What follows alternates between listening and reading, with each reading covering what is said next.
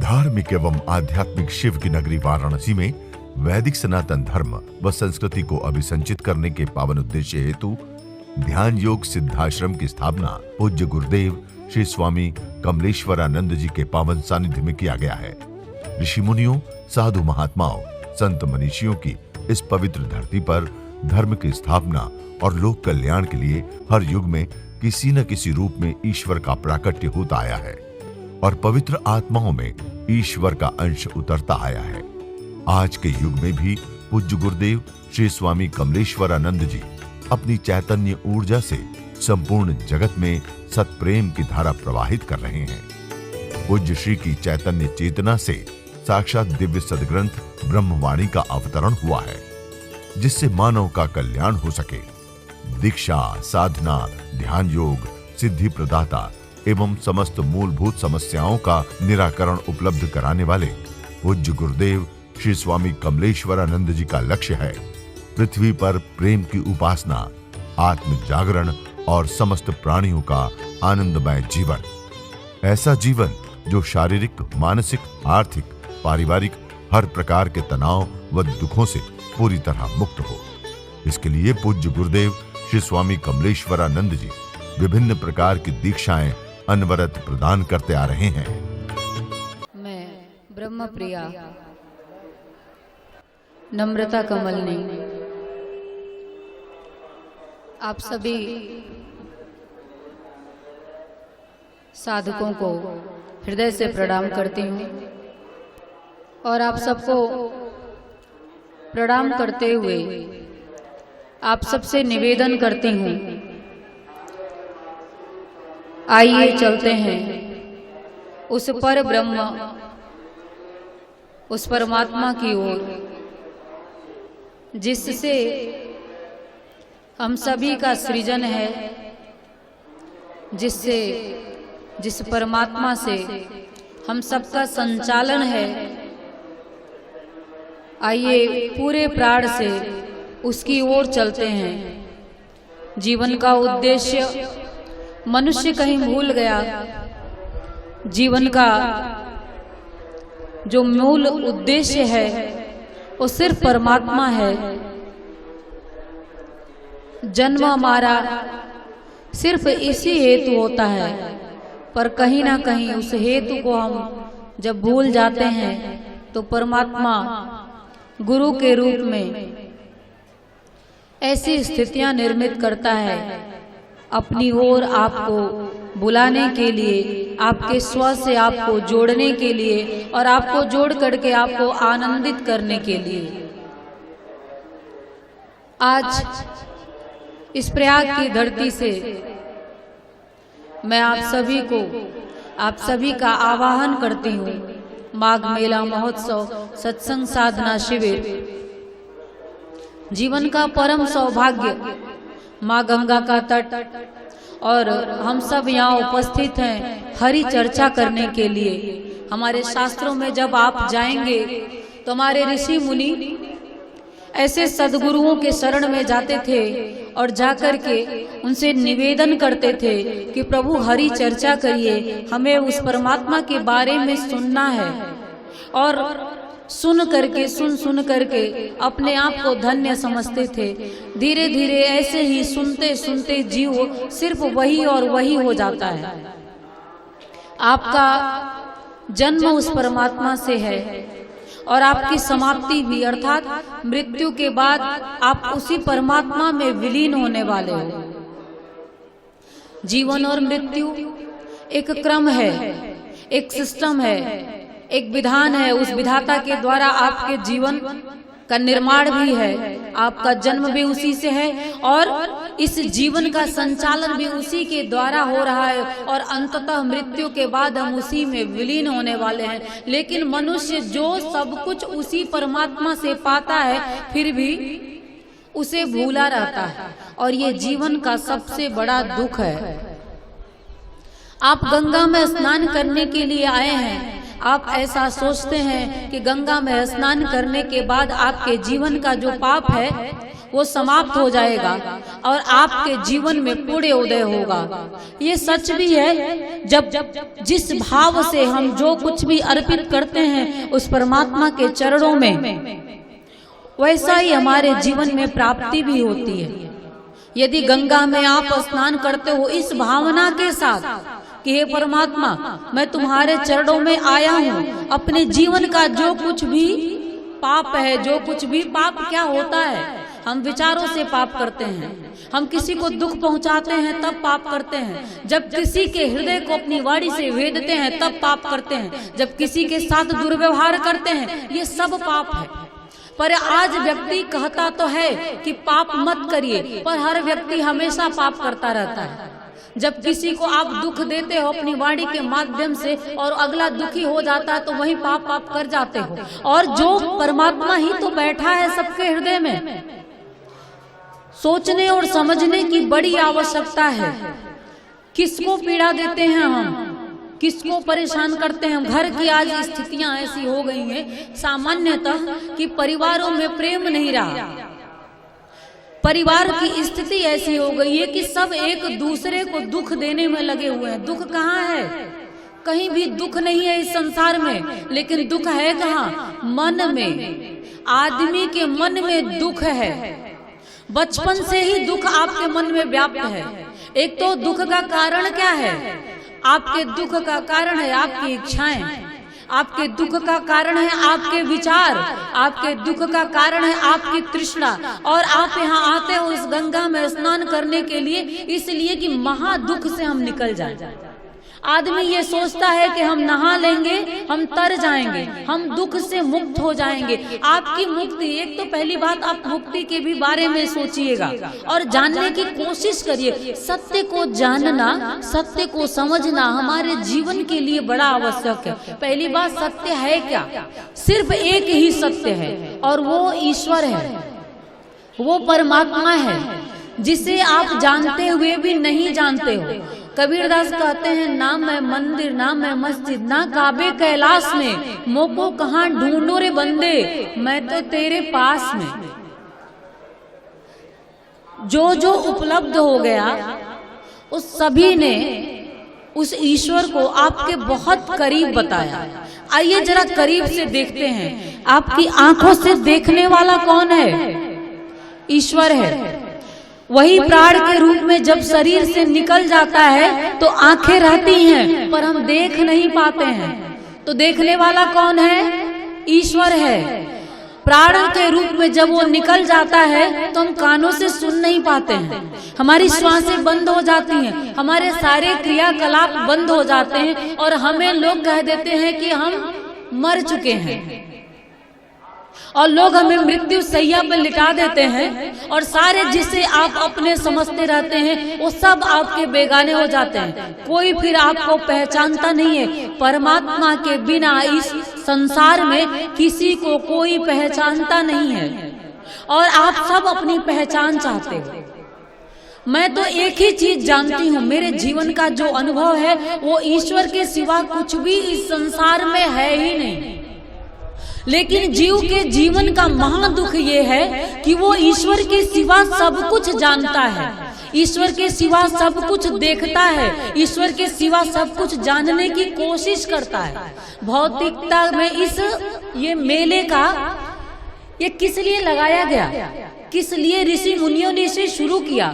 सिर्फ ज्ञान के लिए, सिर्फ प्रेम की अवधारणा को लेकर के, ज्ञान की चेतना के प्रवाह को लेकर के इस मेला की शुरुआत हुई होगी। कभी आपको बुलाने का सिर्फ एक कारण था, हरि चर्चा, कि हम गंगा के तट पे उपस्थित हुए और उस परमात्मा के बारे में सुने, समझें, उसे जानने की कोशिश करें। क्योंकि हमारे ऋषि मुनियों को पता था कि इस संसार में महादुख व्याप्त है और ये जीव दुख में कब तक चल सकता है। आप सबको पता है, जब थोड़े समय के लिए हमारे जीवन में किसी भी प्रकार का दुख व्याप्त होता है तो हम लोग रह नहीं पाते हैं, बड़ी अथाह पीड़ा उठती है और परमात्मा से एक ही पुकार मन से उठती है कि हे परमात्मा, मुझे इस पीड़ा से मुक्त करो। परमात्मा से पुकार उठने लगते। तो ऋषि मुनियों ने सोचा कि जब तक ज्ञान नहीं होगा, जब तक बोध नहीं होगा, तब तक इस दुख से मुक्ति कैसे होगी। इसलिए हमारे गुरुओं ने, हमारे साधु संतों ने, हमारे ऋषि मुनियों ने ये परंपरा शुरू की और ज्ञान की गंगा बहाना शुरू किया गंगा के तट पे। और आज भी हम आज के बीच में उपस्थित हैं तो सिर्फ इसीलिए कि आपके जीवन का जो शूल है अज्ञान। हमने कहा कि किस लिए हम दुखी हैं, हम तृष्णा के कारण दुखी हैं, हम इच्छा के कारण दुखी हैं, हम द्वेष के कारण दुखी हैं, हम क्रोध के कारण दुखी हैं। एक चीज जान लेना, जब ये सोचोगे कि परमात्मा ने हमारा सृजन किया और सारे गुण अवगुण परमात्मा ने ही हमारे अंदर डाल दिया, तो परमात्मा ने ऐसे अवगुणों को भी क्यों डाल दिया।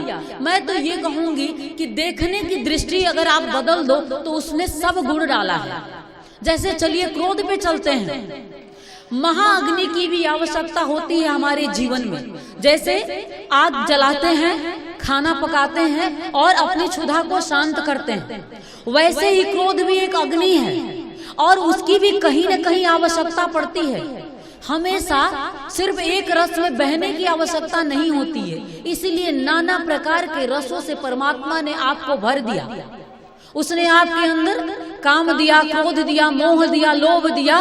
देखिए आपको साधु संत सारी चीजों का मोह का अर्थ बता देंगे, मोह में मत रहो। मोह का अगर देखें तो सकारात्मकता भी कहीं ना है। इसलिए है अगर किसी से मोह ना हो, लगाव ना हो, तो माँ अपने बच्चे को पहचाने ना।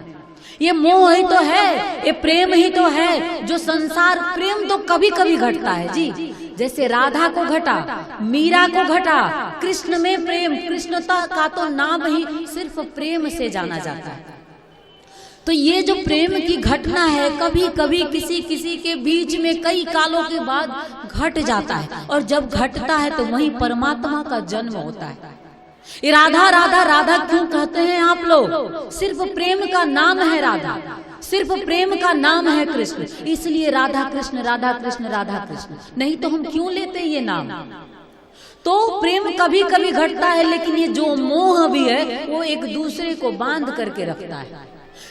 अतिशयता जब किसी भी चीज की होती, जैसे मान लो भोजन है, भोजन शरीर के पोषण के लिए है, लेकिन इतनी मात्रा में अगर खा लिया जाए तो क्या करेंगे? बीमार हो जाएंगे। जल है प्यास बुझाने के लिए है, लेकिन उसे भी जब बहुत अधिक मात्रा में ले लिया जाए तो वो भी हमारे शरीर के लिए नुकसानदेह हो जाता है। ऐसे ही किस ऊर्जा का प्रयोग कहाँ करना है, कहाँ प्रेम देना है, कहाँ भाव देना है। लेकिन मैं एक बात कहूंगी, बड़ी समता की जरूरत है। और आज हमारा समाज विषम होता चला जा रहा है। जहां हमारे ऋषि मुनियों ने हमारी भारतीय संस्कृति की बात अगर करें तो हम सिर्फ संस्कार के वजह से, अपने संस्कार के वजह से, अपने हाव भाव व्यवहार के वजह से पूरे विश्व में जाने जाते हैं। किस लिए जाने जाते हैं? अच्छी संस्कृति जो हमारे विनयवत, हमारे यहाँ विनयशील, त्याग, ये जो हमारी भावना थी हमारे हृदय में भरी हुई, उसकी वजह से हम जाने जाते हैं। और प्रभु हमारे जो श्री राम थे उनके अंदर त्यागशील, इसी की वजह से तो उनको हम जानते हैं। कितना विनयशील है राम। और आज का मनुष्य कैसा हो गया? पूजा करते हैं राम की और प्रवृत्ति रावण की धारण कहते हैं। कैसे उद्धार होगा हमारा? पूजा करते हैं श्री राम की और प्रवृत्ति रावण की।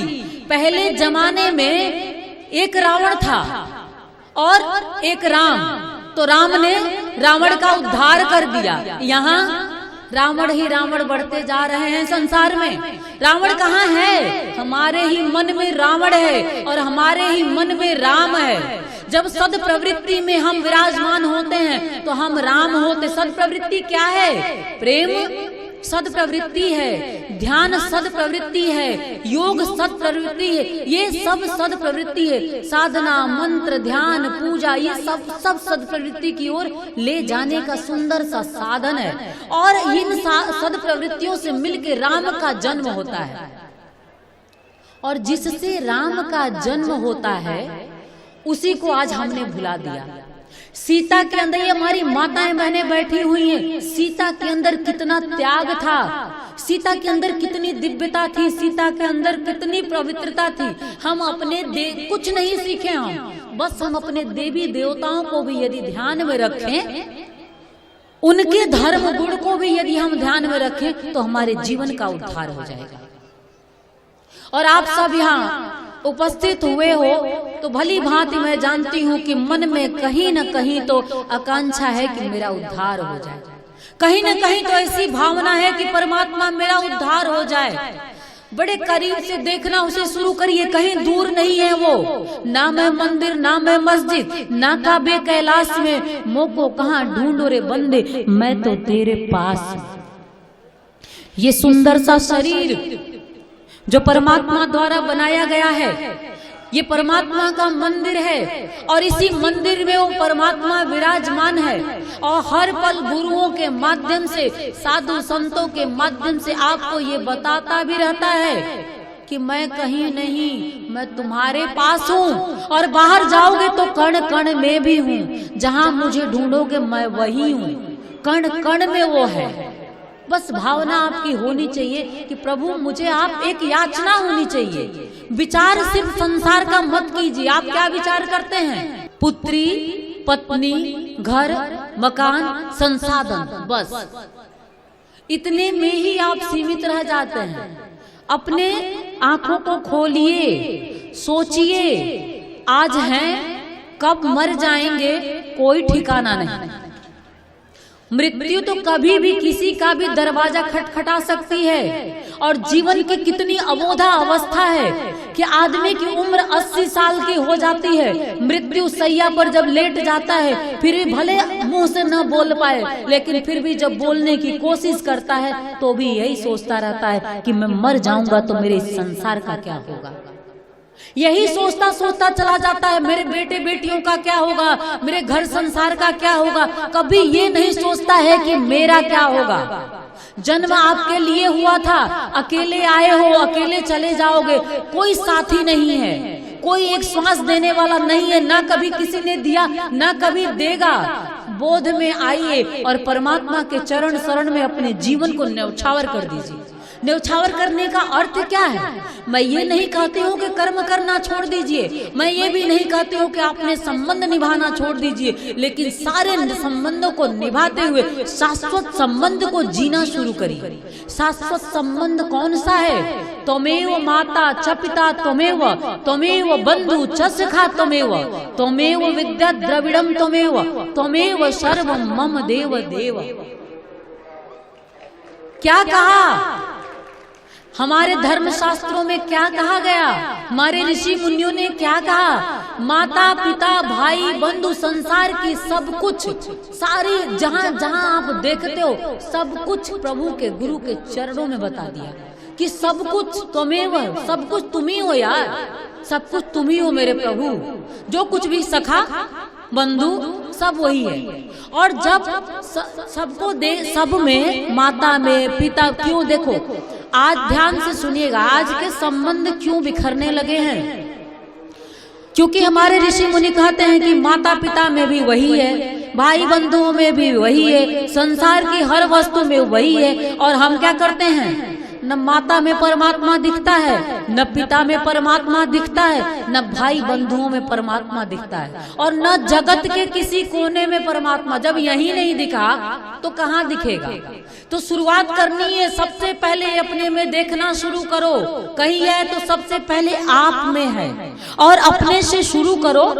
और यहाँ से देखते हुए अपने संबंधों में देखो, फिर समाज में देखो। जब ऐसे देखना शुरू करोगे तो बड़े ही सुंदर समाज का निर्माण होगा। आपको प्रेम की आवश्यकता है। आपको अगर प्रेम की आवश्यकता है तो प्रेम देना सीखिए, क्योंकि हर जीव की प्रेम आवश्यकता है। पशु पक्षियों को भी प्रेम चाहिए, पेड़ पौधों को भी प्रेम चाहिए। इसीलिए हमारे यहाँ पेड़ों में भी परमात्मा का वास बताया गया है। पशु पक्षियों में भी, इस गंगा में भी नारायण का वास है, पीपल के पेड़ में भी नारायण का वास है, इस जीव में, मनुष्य में भी नारायण का वास है। कहाँ उससे अछूता है? क्या उसके बिना कुछ भी है क्या इस संसार में? जब उसके बिना कुछ भी नहीं है तो हम कहाँ से आ गए? मैं कहाँ से आ गया आपका? आप कैसे अपने आप को रावण की तरह बलशाली समझने लग गए? ये देखो, रावण की एक भूल उसे पूरी अनंत कालों तक समाप्त कर दिया। रावण को इतना बलशाली, इतना शक्तिशाली, इतना ज्ञान लेकर के बैठने वाला रावण भी समाप्त हो जाता है। जानते हैं इससे क्या सीखना चाहिए? चाहे कितना भी आपके पास धन हो, कितना भी मान सम्मान हो, कितना भी यश हो, लेकिन प्रवृत्ति जब आपकी खराब हो जाएगी, जब आप दुष्प्रवृत्ति को धारण करोगे तो रावण की तरह नाश हो जाएगा।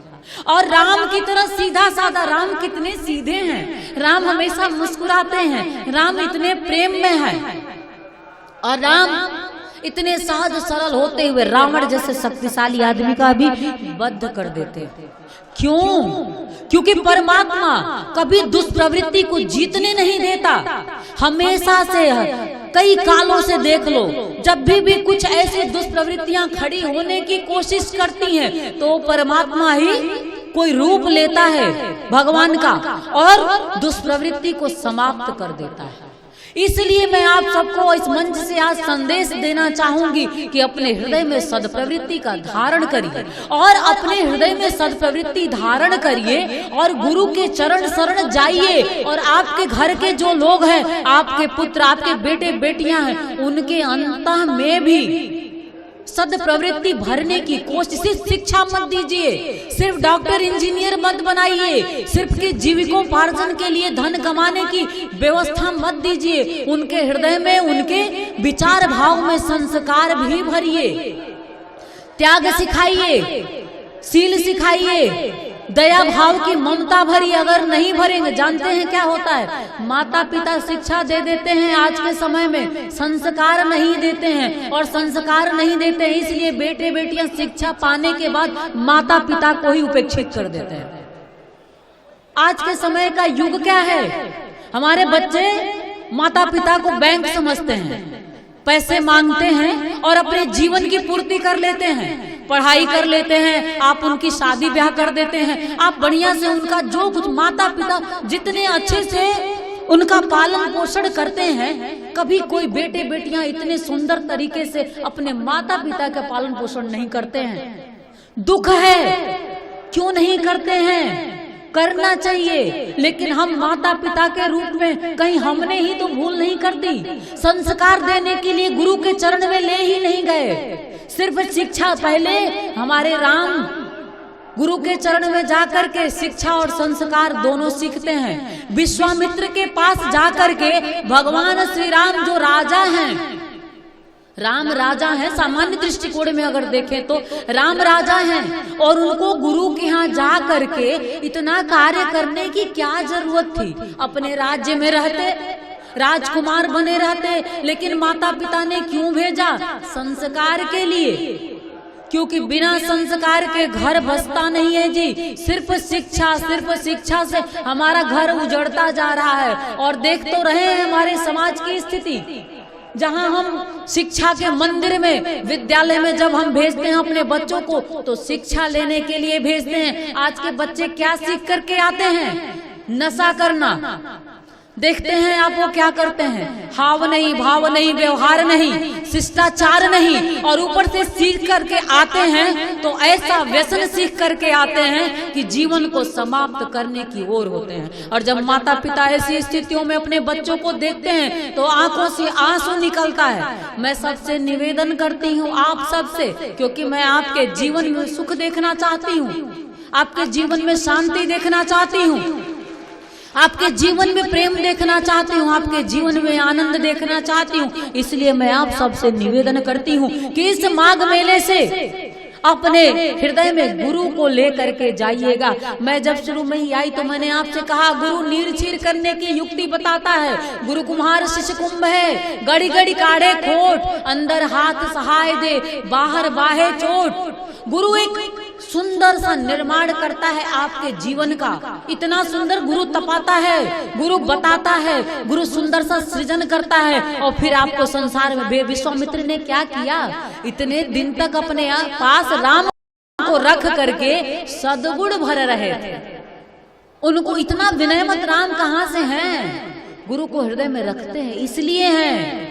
गुरु जब हृदय में होता है तो प्रेम होता है, गुरु जब हृदय में होता है तो ज्ञान होता है, गुरु जब हृदय में होता है तो सद्विचार का जन्म होता है। गुरु जब हमारे हृदय में होता है तो हम सद्प्रवृत्ति पे उसके माध्यम से बढ़ते चलते चले जाते हैं, और तब हमारे हृदय में प्रभु श्री राम विराजमान होते हैं। आइए प्रेम से बोलते हैं, जय श्री राम, जय श्री राम, जय श्री राम। क्यों राम राम करते हैं जी? क्यों राम राम? सिर्फ इसलिए राम राम क्योंकि राम कहने से बड़ा आनंद आता है। राम कहने से प्रेम की झलक मिलती है। और हम सब कौन हैं? उसी श्री राम के वंशज हैं। हम सब कौन हैं? उसी कृष्ण के वंशज हैं। और वंशज का अर्थ होता है, कोई कहता है क्या कि हम रावण के वंशज हैं? कोई है क्या यहाँ रावण का? नहीं ना। तो रावण का रावण में क्या दुष्प्रवृत्ति थी? वो ज्ञानी था, ये तो उसकी सद्प्रवृत्ति है। वो शिव की भक्ति करता था, ये भी उसकी सद्प्रवृत्ति है। लेकिन उसमें बुरा क्या आया कि उसकी समाप्ति हुई? अहंकार। और आज हर व्यक्ति अहंकारी है। आज सद्प्रवृत्ति का भी अहंकार होता है। प्रवृत्ति में जो होते हैं उनके पास तो अहंकार होता ही है, पर हृदय में जब प्रेम ना हो तो कभी कभी सद्प्रवृत्ति का धारण करना भी लोगों के लिए अहंकार हो जाता है कि मैं तो सदमार्गी हूँ। अरे सदमार्गी हो ये तुम्हें भान है? अरे जो सदमार्गी हो जाता है प्रभु के सिवा उसे कुछ भान ही नहीं रहता। जैसे मीरा को कृष्ण कृष्ण कृष्ण, उसे सिर्फ कृष्ण याद था और कुछ याद ही नहीं था। इसलिए मीरा मीरा, आज हम मीरा को जपते हैं, मीरा को गाते हैं, उसके पद को हम गुनगुनाते हैं। सिर्फ प्रेम एक ऐसा कारण है। प्रेम मैंने कहा हर जीव की आवश्यकता है। जब एक पशु को भी आप अपने हाथों से सहला देते हैं तो वो भी आनंद में आ जाता है, आपके आगे पीछे घूमने लगता है। मैं सबसे अपने माताओं बहनों से भी कहूंगी, अपने घरों में जब जाइए तो अपने बहू में, अपनी बेटियों में, अपने लोगों में देखिए अच्छा। जैसे बहू में 10 बुराई अगर होती है तो कुछ तो अच्छा भी होगा। किसी की सिर्फ बुराइयों को देख करके जीवन नहीं चल सकता है। आप उसके सद्गुणों को देखिए और सद्गुणों को देख करके प्यार करने की आदत डालिए। हमारे युवा भाई बहनों से हाथ जोड़ करके निवेदन करती हूँ, जो माँ ने आपको प्रेम दिया, जो माँ ने प्रेम से आपको सिंचित किया, आपका भी धर्म बनता है, आपका भी कर्तव्य बनता है कि अपने माता पिता को वही प्रेम दीजिए।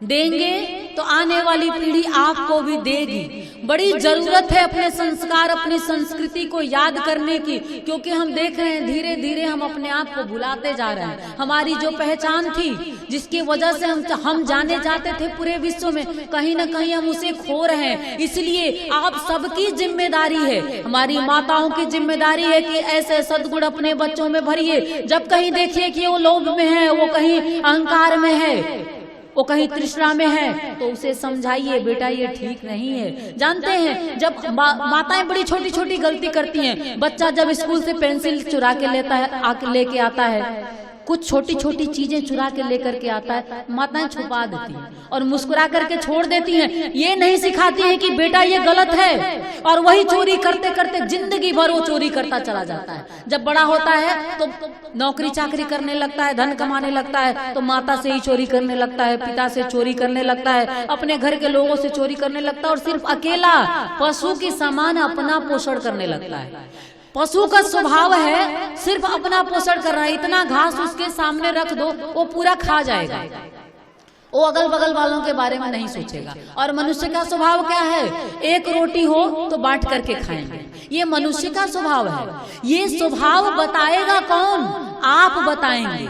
और दान पुण्य की प्रवृत्ति भी डालिए, क्योंकि सिर्फ पाने की प्रवृत्ति ठीक नहीं है, इससे हम लोभी होते चले जाते हैं। अरे बताइए, धन का इतना क्या करेंगे इकट्ठा करके? इतना भी धन अगर मान लो कि मैं कहती हूँ 1 करोड़ रुपए रख लो या 1 अरब रुपए रख लो, जब मर जाओगे तो क्या लेके जाओगे? मृत्यु सैया पर कोई तुम्हें रुपए से जला देगा क्या? वही लकड़ी मिलने वाली है और वही मिट्टी का तेल, क्या मिलने वाला है? कुछ भी नहीं मिलने वाला। इसलिए जो कुछ पाओ यही उपयोग करके जाओ। ऐसे सुंदर आयोजन कराओ, सत्संग कराइए, सत्संग में जाइए, सत्संग कराइए और सद्प्रवृत्ति, मैंने कहा कि सद्प्रवृत्ति भरिए। तो जब पहले अपने अंदर भरेंगे, अपने अंदर ऐसी भावना लाएंगे, तब तो किसी को बांटेंगे। बांटने के लिए पहले अपने पास होना जरूरी है। मूंगा मोती छोड़ के फिरता तू बाजार में, मोहर माया ढूंढ रहा तू सपनों के संसार में। मूंगा मिले न मोती, मोहर गया हेराए, जीवन नाव डूबन चली, बैठा तू पछताए।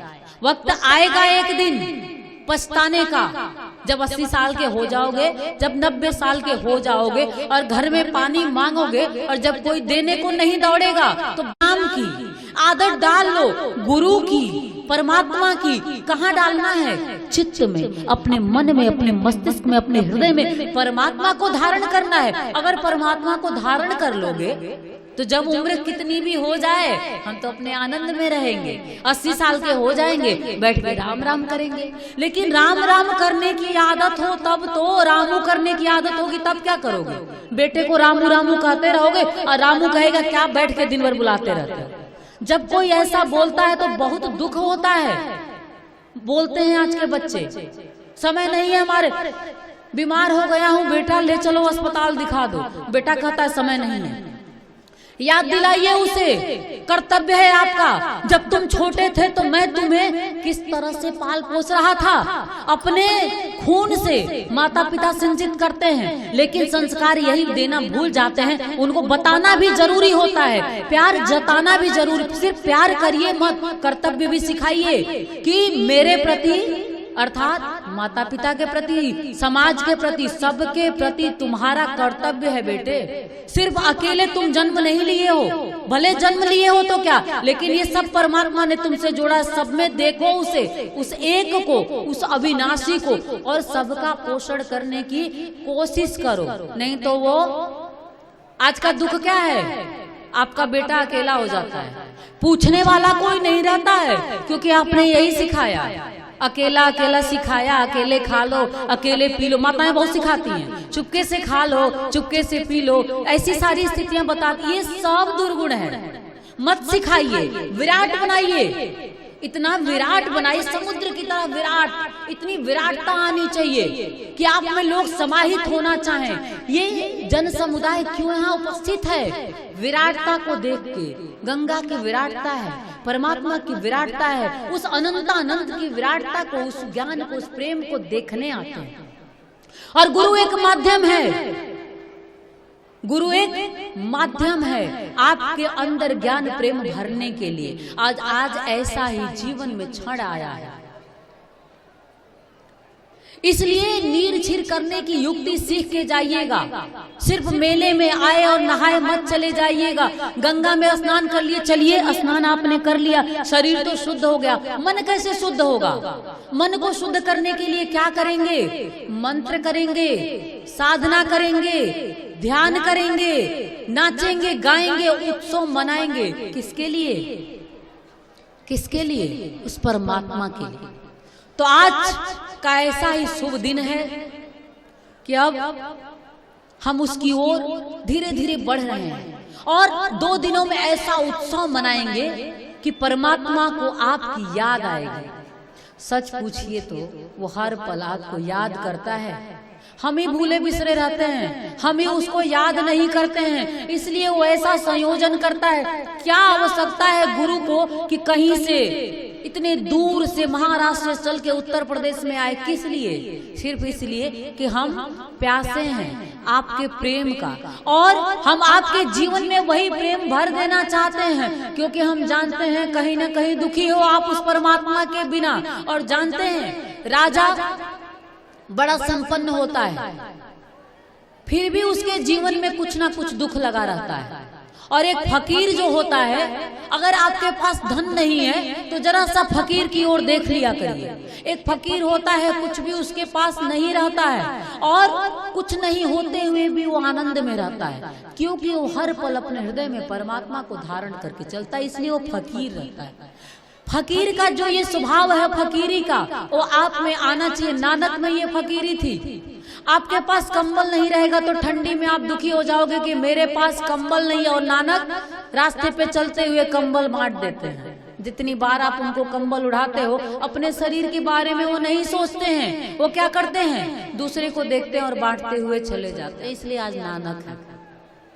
ये स्वभाव नानक, क्या मतलब, ये स्वभाव नानक है, दान करने की जो प्रवृत्ति है। तो यहाँ आइए, दानी बनिए, कर्ण की तरह दान करना सीखिए और कृष्ण की तरह प्रेम करना सीखिए, राम की तरह त्याग करना सीखिए, राम की तरह विनय में आना सीखिए। यही मैं आप सबसे निवेदन करता हूं।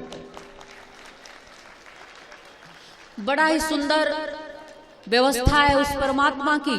इतना सुंदर व्यवस्था किसने बनाई आपके लिए? धरती बनाया, आकाश, सुनिए जरा, आपके लिए क्या क्या उसने किया। धरती बनाया, आकाश बनाया, रोशनी देने के लिए सूरज को बना दिया, शीतलता देने के लिए चांद को बना दिया, श्वास देने के लिए पेड़ पौधों को बना दिया, जल देने के लिए नदियों को बना दिया। अरे इतना सब कुछ बना दिया आपके लिए, फिर भी आप उसे भूल जाते हो। इतना स्वार्थी कैसे हो गए? ऐसे ही माता पिता भी आपको सब कुछ दे देते हैं और आप भूल जाते हो। परम पिता को जब भूल गए, जिसने सब कुछ दिया, जब आप उसे भूल गए, कैसी मनुष्यता। किस लिए आप कहते हो कि धन्य है मनुष्य जीवन? मैं नहीं मानती। सिर्फ धन्य उसका है जो परमात्मा के चरणों में जीते जी समर्पित हो जाए और इसी शरीर में रहते हुए उसका भान कर ले, उसका ही जीवन धन्य है। कबीर का जीवन धन्य है, क्योंकि इसी शरीर में रहते हुए उस परमात्मा का बोध हो जाता है कबीर को। और इसलिए ताना बाना बुनते हुए, गरीबी में रहते हुए कबीर दुखी नहीं है। गरीबी में रहते हुए कबीर अमीरी में है, इसलिए क्योंकि वो परमात्मा के बहुत ही करीब हैं। ऐसे ही सद्गुणों को आप धारण करते हुए आनंदपूर्ण जीवन जी सकें, ऐसे ही मैं परमात्मा से प्रार्थना करती हूँ। और जो कुछ भी मैंने आपको कहा, अपने मन मस्तिष्क में कहीं रख के जाइएगा, अपने हृदय में मेरी बातों को लेके जाइएगा। मेले में आए हैं, कुछ ना कुछ तो पसंद आता है, खरीद के लेकर के जाते हो। ऐसे ही मेरी इतनी बातों में कुछ तो पसंद आया होगा, जो पसंद आया होगा उसी को लेकर के जाइएगा। और लेने का अर्थ ये होता है कि अपने जीवन में उतारने की कोशिश करिएगा। आदमी सुनता है और वहीं सुन के छोड़ देता है, यही जीवन का दुख है। सुनिए, समझिए और समझ करके सद प्रवृत्ति में चलने की कोशिश करिए। आप चल सकें उस परमात्मा की ओर, उसे अपने हृदय में धारण करके आनंदपूर्ण जीवन जी सकें और फिर अगले साल इस मेले में हम मिल सकें। ऐसे ही मैं प्रभु से प्रार्थना करती हूँ और आप सबको ढेर सारी शुभकामना देती हूँ। आइए प्रेम से बोलते हैं जय श्री नारायण। दोनों हाथ उठा करके जय श्री नारायण, जय श्री नारायण। फिर मैं आपके चरणों में प्रणाम करते हुए अपनी वाणी को विराम देती हूँ और कल हम फिर यहाँ पे मिलेंगे। और उससे पहले हम हमारे गुरु पूज्य गुरुदेव श्री स्वामी कमलेश्वरानंद जी आपके बीच में उपस्थित हैं। मैं चाहूंगी कि अब उनके वाणी का हम रसास्वादन करेंगे। आइए हम एक बार प्रेम से बोलते हैं परम पूज्य गुरुदेव की, परम पूज्य गुरुदेव की, परम पूज्य गुरुदेव की। हरि हरि ओ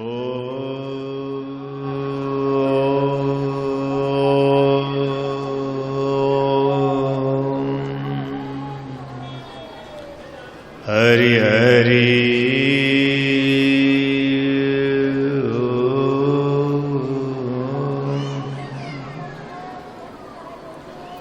ओम देव शांति शांति परमात्मा परमात्म प्राप्ति ओम देव शांति शांति परमात्म प्राप्ति ओम। इस मंत्र का जप आप मेरे साथ 2 मिनट तक करेंगे, क्योंकि मानव जीवन का लक्ष्य मूलतः परम आनंद है और परम आनंद परमात्मा के बिना संभव नहीं है।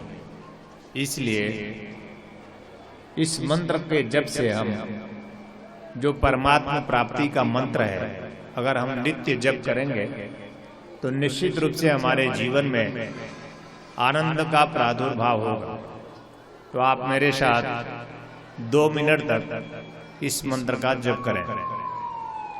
ओम देव शांति शांति परमात्म प्राप्ति ओम। ओम देव शांति शांति परमात्म प्राप्ति ओम। ओम देव शांति शांति परमात्म प्राप्ति ओम। ओम देव शांति शांति परमात्म प्राप्ति ओम। ओम देव शांति शांति परमात्म प्राप्ति ओम।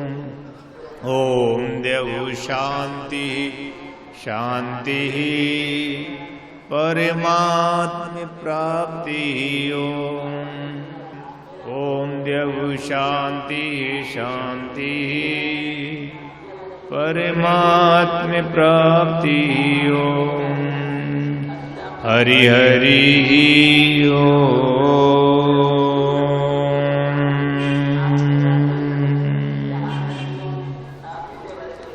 हरि हरि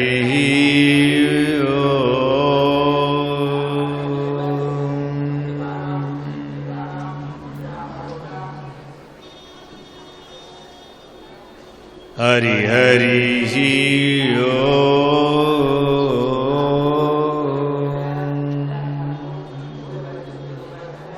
दोनों हाथ ऊपर उठाकर 3 बार घोष करेंगे। जय श्री नारायण, जय श्री नारायण, जय श्री नारायण। हर हर हरे महा। ध्यान योग जन जागृति सेवा संस्थान मुंबई से प्रयागराज की धरती पर मैं स्वामी कमलेश्वरानंद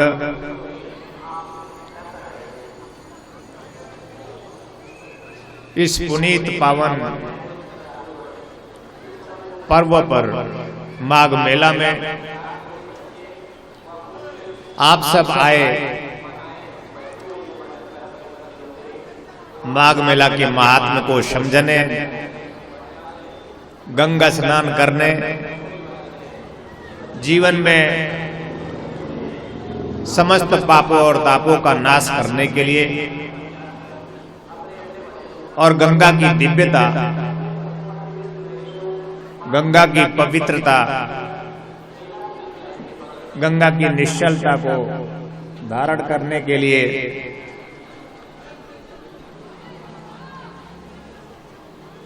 अपने जीवन को तार देने के लिए हर एक व्यक्ति, साधक और शिष्य चाहता है कि उसका जीवन, उसके जीवन में जो कुछ भी कमी है, जो कुछ भी कमी है, जो अभाव है मन में, जो दुख है उसके जीवन में, वह दूर हो। और इसके लिए वो नाना प्रकार का यत्न और जतन करता है। चाहे वो मंदिर में जाकर देव दर्शन करना हो, चाहे वो गंगा में आकर स्नान करके अपने जीवन को तार देने की भावना हो,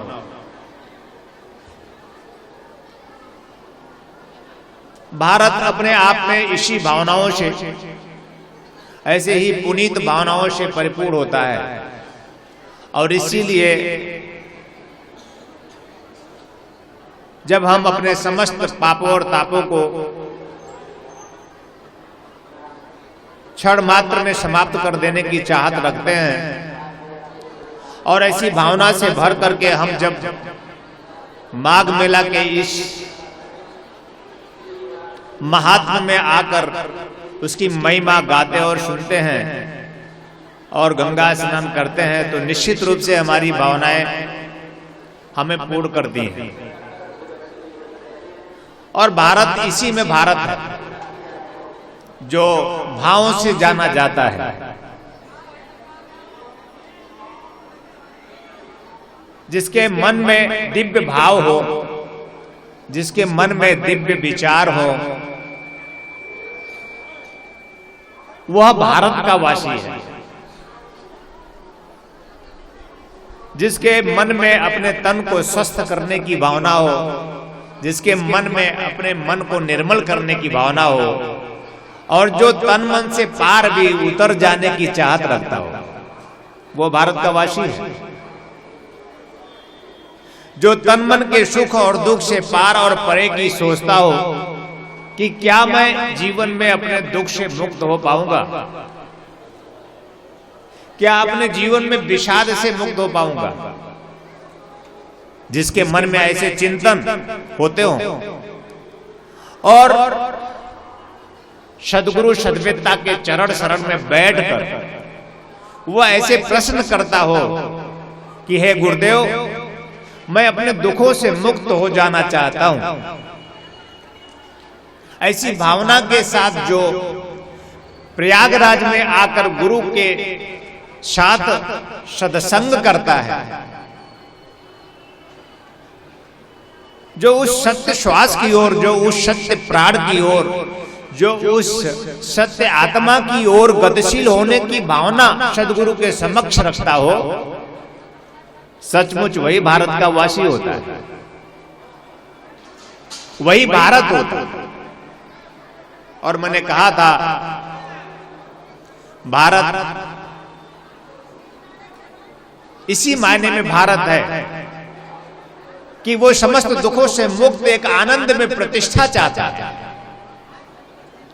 भारत इसी परिप्रेक्ष्य में भारत है कि वो पूरे विश्व में शांति की कामना करता है, पूरा विश्व खुशहाल हो। इसीलिए भारत को विश्व की आत्मा कहा, यानी इस पूरे विश्व की आत्मा अगर कुछ है तो भारत है।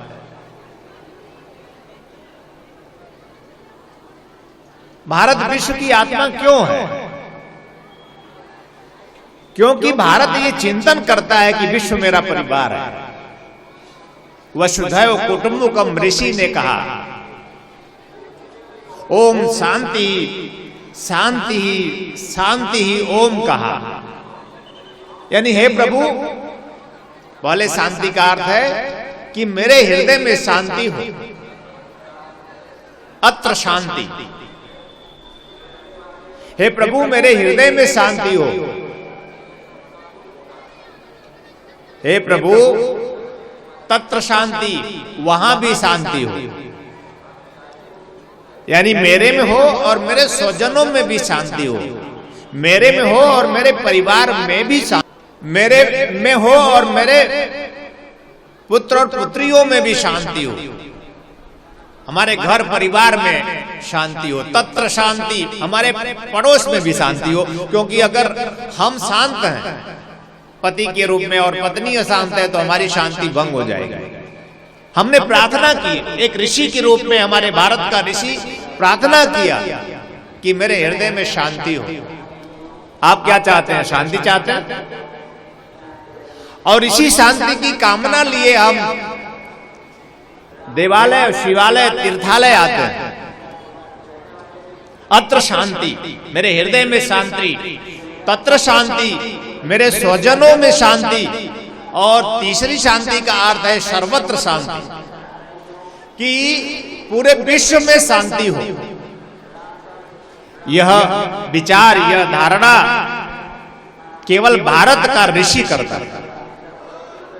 इस पूरे विश्व में केवल भारत का ऋषि ही पूरे विश्व की शांति की कामना करता है और ईश्वर से प्रार्थना करता है कि जो जहां है, जैसे भी है, वो अपने आप में शांत हो और सुखी हो।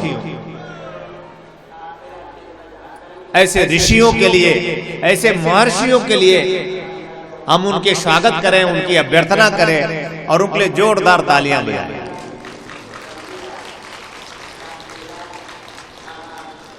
इस तरह से भारत पूरे विश्व की आत्मा है, क्योंकि भारत का ऋषि वसुधैव कुटुंबकम कहता है कि यह विश्व ही मेरा परिवार है। और भारत का प्राण कहां है? भारत का प्राण है प्रयागराज। क्यों लोग वर्ष में एक बार प्रयागराज आना चाहते हैं? सारे काम छोड़कर, सारे धाम छोड़कर, सारे नौकरी पेशा बिजनेस व्यापार छोड़कर प्रयागराज की इस पावन भूमि पर बिना निमंत्रण दिए आते हैं, क्योंकि हम तो ऐसे हैं। आज हमारे गांव में, हमारे पास पड़ोस में अगर कोई कथा हो और अगर आप तुलसी दल ना भेजें, निमंत्रण ना भेजो, तो आपके कथा में आएंगे नहीं। बोले हमको तो बुलाए नहीं, और हमको बुलाए नहीं तो हम जाएं क्यों? आप देख लीजिए, आप लोग तो अनुभवी हैं, पास पड़ोस में लोग कथा करवाएं और अपने घर पे कथा सत्यनारायण की हो और पड़ोसी को तुलसी दल ना भेजें और निमंत्रण ना दें तो आएगा नहीं, यद्यपि कथा चल रही है। क्यों? क्योंकि प्राण नहीं, क्योंकि प्रेम नहीं। पर इस प्रयाग की धरती पर आने के लिए लोग क्यों उत्सुक होते हैं? और वो भी उत्सुकता बिना बुलाए है, बिना निमंत्रण के। लोग, इतने लोग यहां पर इस मेले में कहीं खो रहे हैं, बिना निमंत्रण के इस मेले में कहीं कुछ खोज रहे हैं। कुछ खो गया है, उसे खोज रहे हैं। हम मेले में आते हैं तो खो जाते हैं। कुछ खो गया है तुम्हारा, उसे खोजने आए हो तुम इस पावन धरती पर, इस प्रयागराज की भूमि पर। और प्रयागराज की भूमि पर हम इसलिए आते हैं क्योंकि प्रयागराज भारत का प्राण है और भारत का प्राण हम में समाहित है। इसलिए हजारों वर्षों से इस प्रयागराज की महिमा है, ऋषियों ने गाई है। भा प्रकाश, प्राण प्रकाश है। भारत का अर्थ जानना, कई बार कहा है भा प्रकाश। ज्यादा समझने की आवश्यकता नहीं है, बस थोड़ा सुनकर उतर जाने की आवश्यकता है। भा प्रकाश, और बिना प्रकाश के हमारा जीवन अज्ञान जनित रहेगा, बिना प्रकाश के हम अज्ञानता में भटकेंगे। प्रकाश की लौ ना होगी तो हम एक कदम भी ना चल पाएंगे। अंधेरे में कौन चल सकता है? अंधकार में कौन चल सकता है? कोई भी अंधकार में नहीं चल सकता। सबको प्रकाश की आवश्यकता है, और प्रकाश एकमात्र अगर कोई दे सकता है, प्रकाश एकमात्र कोई तुम में जला सकता है, प्रकाश एकमात्र कोई तुम में प्रज्वलित कर सकता है, एकमात्र गुरु कर सकता है। भारत का ऋषि कर सकता है, भारत का संत कर सकता है, भारत का सदगुरु कर सकता है। इसलिए इस प्रयागराज की धरती पर हम सदगुरुओं की खोज में आते हैं। हम मेले में कहीं खो गए होते हैं और इसी खोए खोए मेले में हम भटकते भटकते वहां पहुंच जाते हैं जहां पर कोई एक लौ जलाए हुए बैठा कोई गुरु होता है। हम उसको प्यार से सुनते हैं। हम अपने जीवन को ऊंचाई पर पहुंचाना चाहते हैं, हम अपने जीवन के अज्ञान को मिटाना चाहते हैं, हम अपने जीवन के अंधकार को मिटा देना चाहते हैं। सच कहें तो हम अपने जीवन के दुख को मिटाना चाहते हैं। हम सभी दुखी हैं, हम सभी चिंतित होते हैं, हम सभी परेशान होते हैं, हम मनुष्य होते हुए भी दुखी हैं। जीवन का यह दुख कैसे मिटेगा? जीवन की चिंता कैसे मिटेगी, जीवन की हमारे परेशानी कैसे मिटेगी। एकमात्र ऐसे क्षण हो, ऐसे मुहूर्त हो, ऐसे काल हो, ऐसी स्थिति हो, ऐसा परिवेश हो कि बिना निमंत्रण के प्रेम के माध्यम से प्रयागराज की धरती हो और कोई एक सौंदर्यशाली अपने आप में गुरु विराजमान हो और हम उसके चरण शरण में बैठकर उससे दीक्षा प्राप्त करें।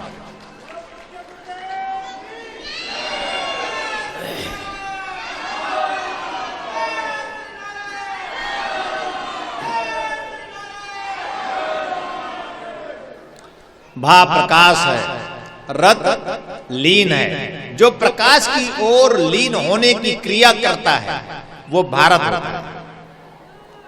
और अर्जुन अपने आप में एकमात्र ऐसे साधक थे, ऐसे शिष्य थे जो सदगुरु श्री कृष्ण के माध्यम से भारत हुए, यानी प्रकाश में लीन हो गए। हम भारत हो और इसलिए भगवान श्री कृष्ण अर्जुन को भारत कहते थे।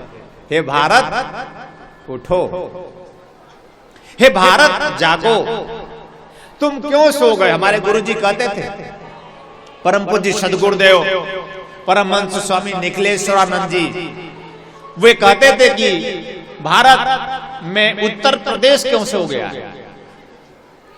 वो कहते थे उत्तर प्रदेश क्यों सो गया, जहां पर जिस भारत की भूमि पर उत्तर प्रदेश की जलवायु ऐसी है, जहां पर भारत के भगवानों का जन्म होता है, जहां पर श्री राम ने जन्म लिया और जहां पर भगवान श्री कृष्ण ने जन्म लिया, ऐसी भारत की धरती उत्तर प्रदेश, और उत्तर प्रदेश में वो भी प्रयागराज।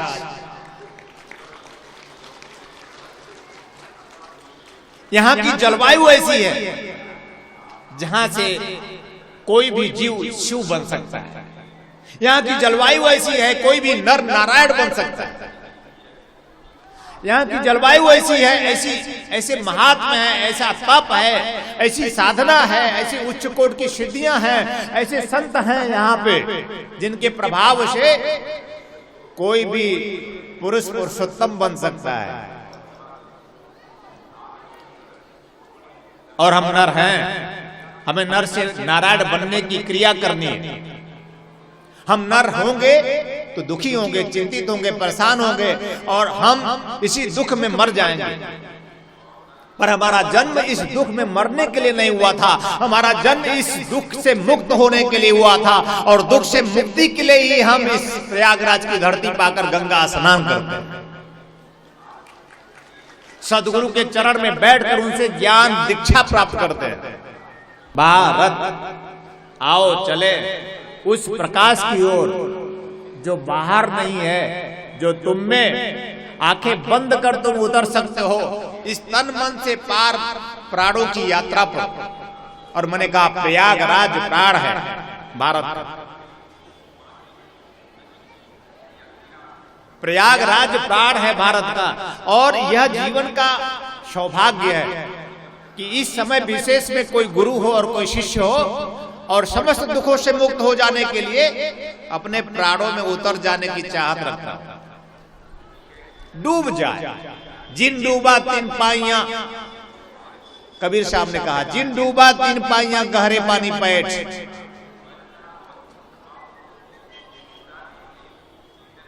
क्या ख्याल है, डूबने का मन है?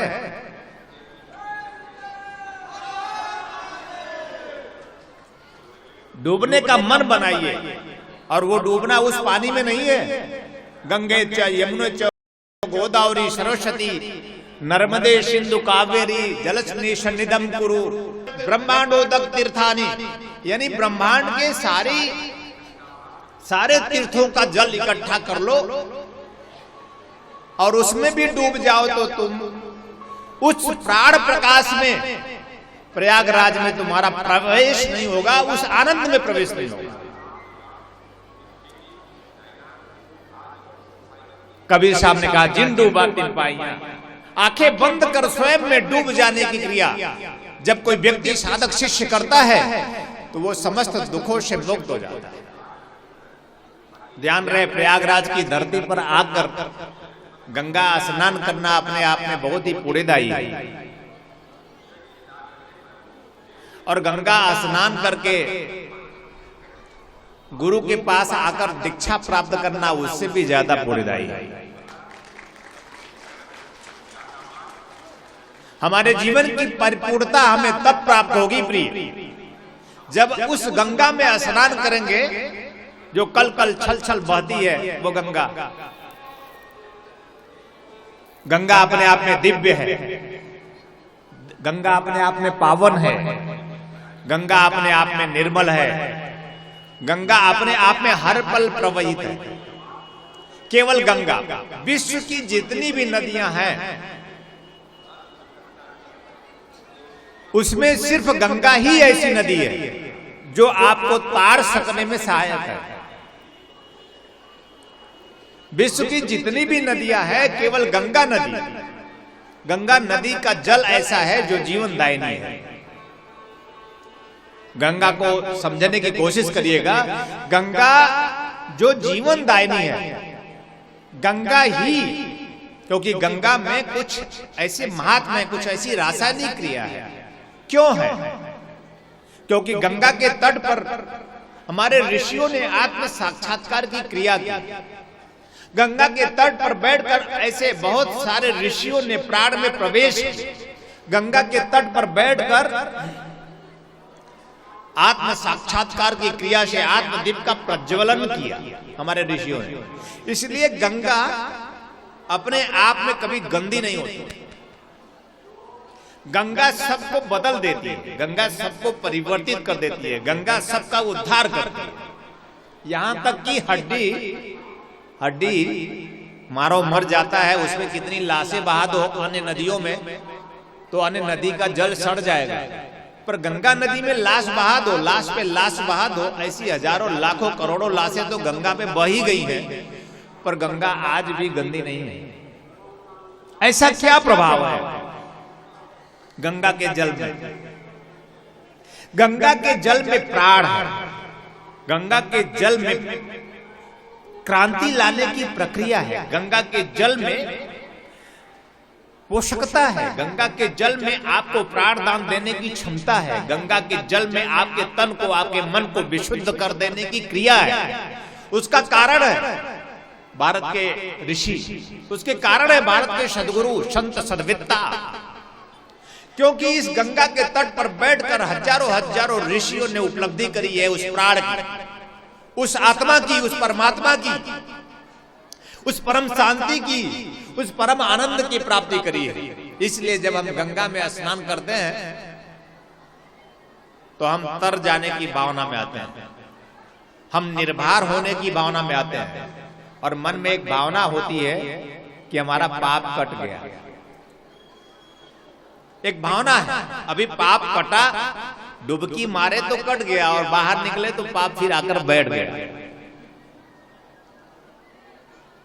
जब डुबकी मारते हैं तो भाव में डुबकी मारते हैं, हे गंगे, हे पाप तारिणी माता गंगा, मेरे पाप और ताप को हर ले, और यही भावना लेके डुबकी मारते हैं।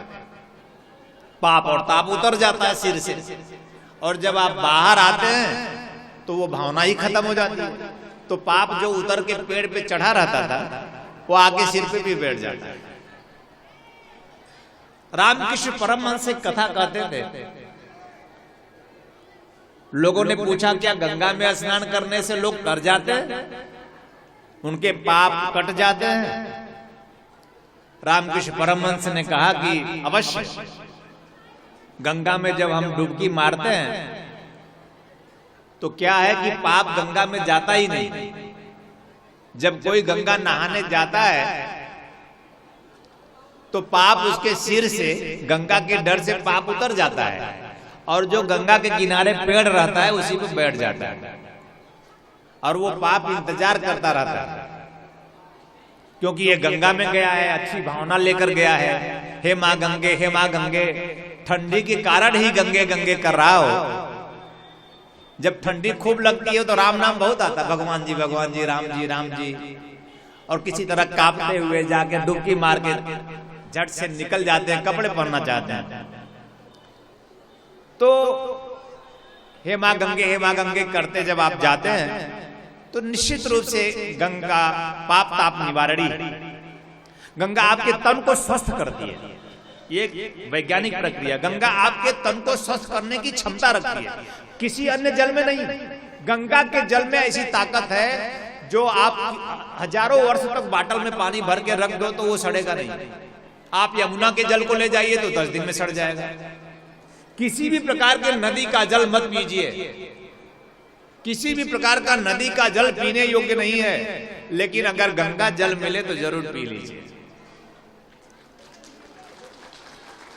गंगा ऐसी एक माता है हमारी जो दिव्य है, गंगा एक ऐसी माता है हमारी जो पवित्र है, गंगा एक ऐसी माता है हमारी जो पावन है, जो अपने बेटे और बेटियों को तार देती है, एकमात्र गंगा। इसलिए गंगा को पवित्र रखो, गंगा को पावन रखो, गंगा को संरक्षित रखो, गंगा को सुरक्षित रखो। कोशिश करो गंगा साफ रहे। हमारी माँ ने मुझे साफ किया, हमें ज्ञान दिया, ध्यान दिया, चेतना दिया, तो हम बेटे बेटियों के रूप में अपनी माँ का भी ख्याल रखें। वो बेटे और बेटियां ही क्या जो गंगा माँ का ख्याल न रखें। उसमें कुछ भी ना फेंको, कुछ भी किसी भी तरह से कचरे ना डालो, किसी भी तरह से उसमें गंदगी ना करो। ये हमारा धर्म है। और गंगा जब तक रहेगी भारत रहेगा। ध्यान रखना, सूत्र है, गंगा जब तक रहेगी इस धरती पर भारत रहेगा। अगर गंगा ना होगी तो भारत ना होगा। भारत का महात्मा गंगा में है, गंगा से है। भारत वैसे भी भारत माता, हम कहते हैं भारत माता की जय, भारत माता की, भारत माता की। हम पुरुष प्रधान देश है, लेकिन हम पुरुष प्रधान देश होते हुए भी हम शक्ति के उपासक हैं।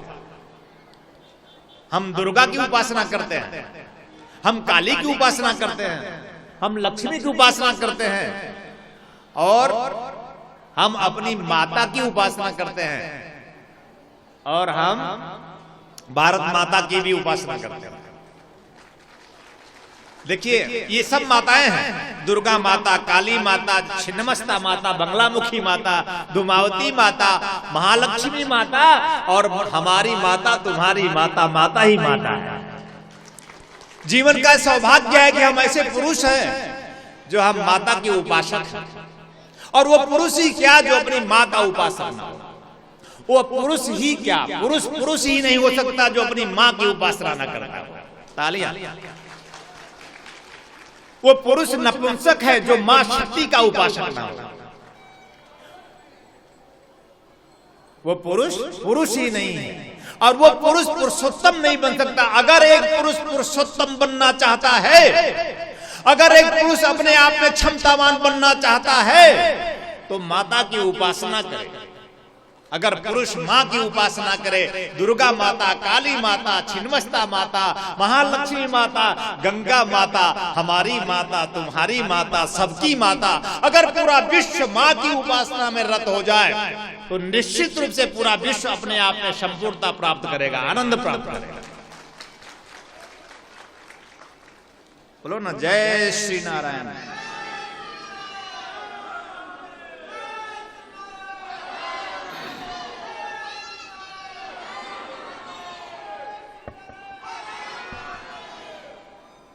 थक गए क्या?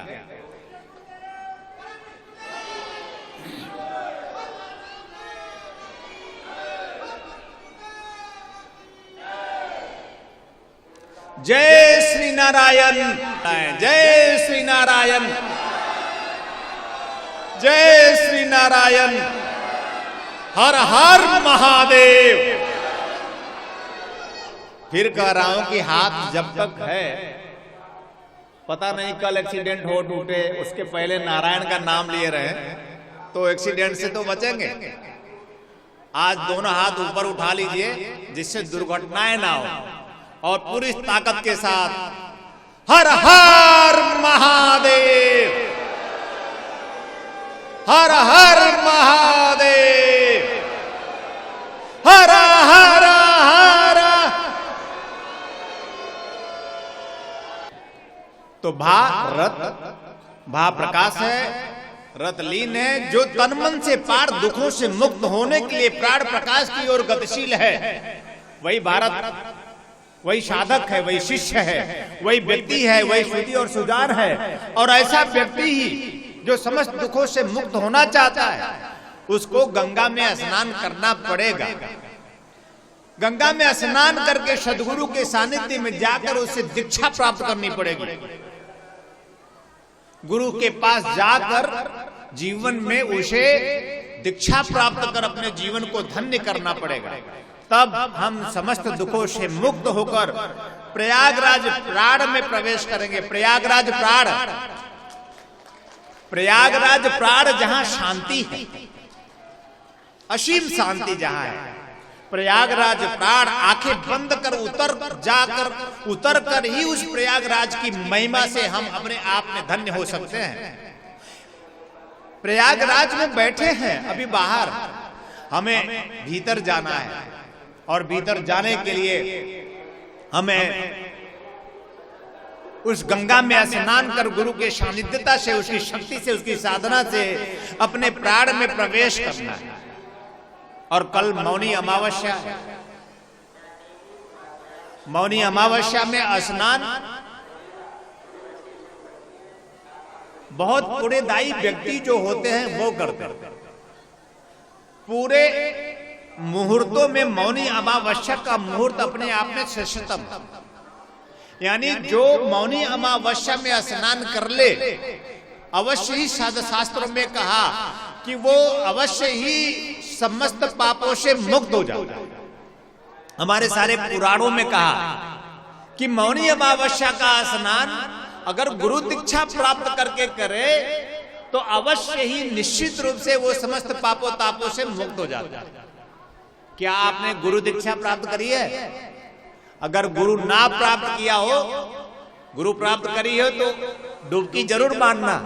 गुरु का ध्यान करते हुए, गुरु का मंत्र करते हुए और डुबकी लगाना, समस्त दुखों से मुक्त होने की भावना लिए, तन मन से पार प्राणों में प्रवेश करने की यात्रा के लिए और उस आनंद में गोता मार जाने के लिए जिस आनंद में हमारा ऋषि रहता है, जिस आनंद में हमारे भगवान रहते हैं, जिस आनंद में अपने आप में हमें मानव जीवन को धन्य करना हो, उस आनंद में प्रवेश। तो मौनी अमावस्या का महात्म्य इस बात में है। और कम से कम बोलना, कम से कम बातचीत करना, कोशिश करना मौन ग्रहण करना, कम से कम बात करते हुए एकमात्र इष्ट की उपासना, इष्ट का चिंतन और मंथन करते हुए स्नान करना। निर्भीक स्नान, निश्चल स्नान, किसी भी प्रकार की दुर्भावना मन में ना आने देना। पवित्र भावों से नहाना और पवित्र हो जाना, पावन हो जाना। और यही पवित्रता और पावनता लेकर अपने घर परिवार में जाना। ये हमारी पवित्रता, हमारी ये भावना निश्चलता की मर न जाए, इस बात का ध्यान रखें। हम फिर कहीं खो न जाए, हम भूले हुए हैं, हम कहीं फिर न भूल जाएं। गुरु के सानिध्य में बैठे हुए हम हमारी याद कर रहे हैं। हम भूल जाते हैं तो हम दुखी होते हैं। हमें हमारे घर का पता ना मिले तो हम दुखी होंगे। और जब से हमने जन्म लिया है तब से हम भूले हुए भटक रहे इस संसार में, क्योंकि हमें पता नहीं कि हमें कहां जाना है, हमें कहां पहुंचना है, हमें कहां अपने आप में हमारे जीवन की परिपूर्णता कहां है, हमारे जीवन का आनंद हमें कहां प्राप्त होगा। और जन्म के 2 दिन बाद जब बच्चा जन्म लेता है तो 2 दिन बाद वो भूल जाता है। अभी मां के गर्भ में वो क्षीर सागर में शयन कर रहा था, मां के गर्भ में वो तैर रहा था, कोई चिंता नहीं थी, कोई परेशानी नहीं था, कोई दुख नहीं था। पर वो मां के गर्भ से जो ही बाहर आता है एक निश्चित समय सीमा पर, तो 2 दिन बाद उसके 1000 संबंध बनते हैं। कोई माता, कोई पिता, कोई पुत्र, कोई पुत्री, कोई चाचा, कोई चाची, कोई काका, कोई काकी और नानी भी। इतने संबंध जुड़ जाते हैं उस बच्चे के कि बच्चा सारे संबंधों में ही अपने प्राण से उन्मुख होता है। वो स्वयं को भूल जाता है। स्वयं को भूलते भूलते वो काका में, काकी में, नाना में, नानी में, चाचा में, चाची में अपने आप को संबंध ही देखने लगता है। और धीरे धीरे धीरे धीरे उसकी चिंताएं बढ़ती हैं, उसकी परेशानियां बढ़ती हैं, उसके कर्तव्य की गठरी उसके बोझ पर लाद दी जाती है सिर पे कि अब तुम अपने कर्तव्यों का परिपालन करना। कर्तव्य और कर्तव्य में वह यह भूल जाता है कि हमारे जीवन का मूल ध्रुव और परम कर्तव्य क्या था। ध्यान रखना, हमारा जन्म क्यों हुआ था, हमारे जन्म का ध्येय क्या था, हमारे जन्म का लक्ष्य क्या था, हमारा परम कर्तव्य क्या है। हमारा परम कर्तव्य प्राण, हमारा परम कर्तव्य आत्मा, हमारा परम कर्तव्य और धर्म बनता है परमात्मा के प्रति, क्योंकि हम सबका जन्म उस परमात्मा से हुआ है नहीं हुआ है तो तालियां होनी चाहिए। यही बात याद रखनी है, यह बात ना भूले। जो परमात्मा को भूल जाएगा वो माता को कैसे याद करेगा, जो परमात्मा को भूल जाएगा वो पिता की कैसे उपासना करेगा, जो परमात्मा को भूल जाएगा वो सगे संबंधी स्वजनों को कैसे निहार सकेगा। जब हमारी सच्ची प्रीति परमात्मा से होगी, उस सार से, उस सत्य से, उस शिव से, उस आनंद से हमारी सच्ची प्रीति होगी, तो इस संसार में सारे सगे संबंधी स्वजनों से भी हम प्रीत कर सकेंगे।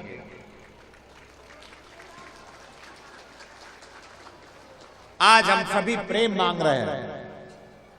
माता कहती है प्रेम, पिता कहता है प्रेम, पत्नी कहती है प्रेम, पति कहता है प्रेम, और संबंध, सारे संबंध प्रेम प्रेम, और किसी में प्रेम नहीं। क्यों? क्योंकि हमने परमात्मा को भुलाया।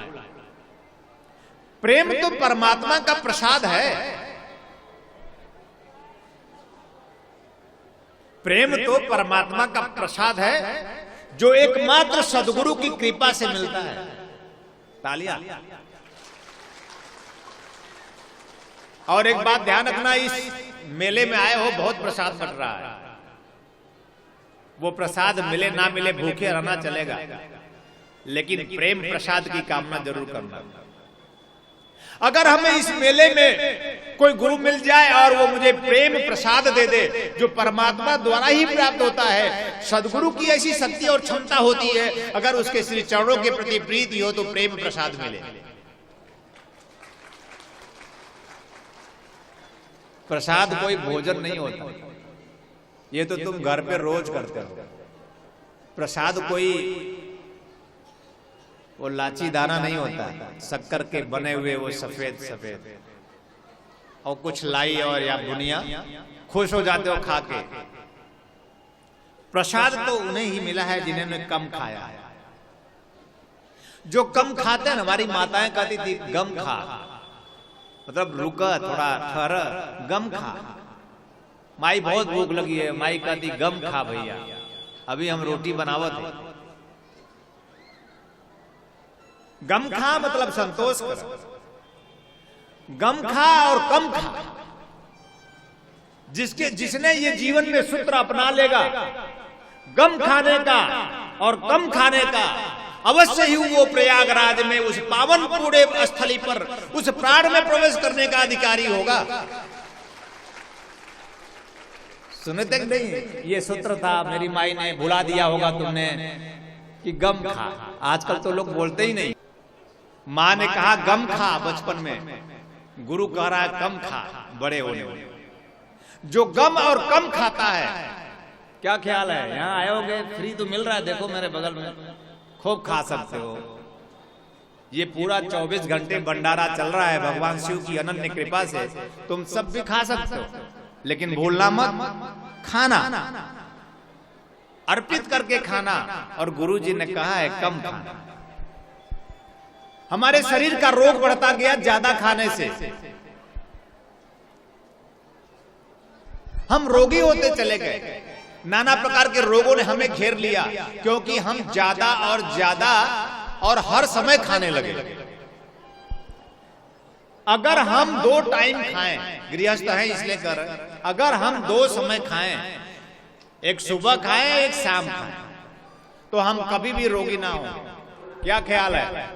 अगर समस्त रोगों से मुक्त होना है तो 2 समय खाएं, एक सुबह के समय में और एक शाम के समय में। सुबह नहीं मतलब उठ के और खाने लगे, सुबह मतलब सबसे पहले उठे तो स्नान करें, ध्यान करें, उपासना करें, प्रार्थना करें और उसके बाद बैठ करके भोजन को भगवान द्वारा दिया गया प्रसाद मान कर खाएं। भोजन को भगवान द्वारा दिया गया प्रसाद मान के खाएं। जिसको भोजन प्रसाद बनाना हो वो भगवान से प्रार्थना करे और उसे अर्पित करे तो भोजन प्रसाद हो जाए। तो 2 समय भोजन करें और सप्ताह में 1 बार उपवास करें। तैयार है? सभी लोग हाथ उठाए।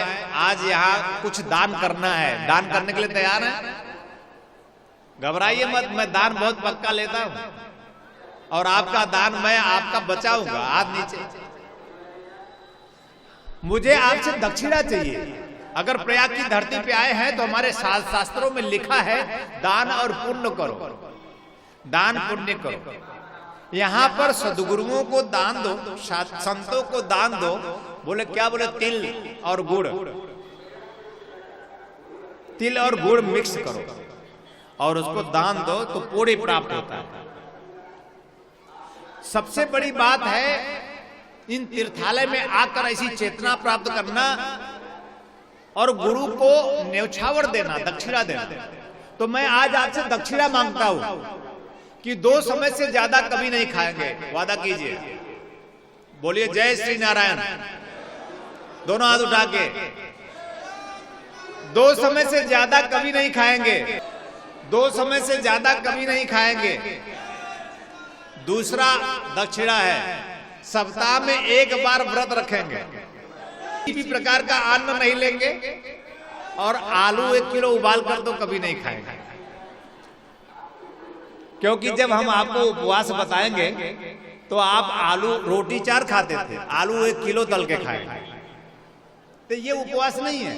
उपवास जल का, सिर्फ जल पी के रहेंगे या सिर्फ दूध पी के रहेंगे या सिर्फ जूस पी के रहेंगे, यानी अन्न किसी प्रकार का नहीं लेंगे, लिक्विड पे रहेंगे। वादा कर रहे हैं, आप ध्यान रखिएगा, उपवास भूलना मत।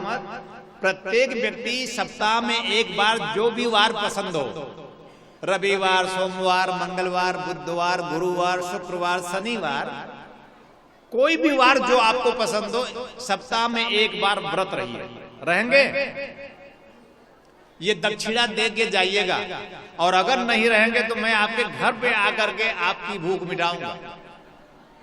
उस दिन आपको भूख ही नहीं लगेगी।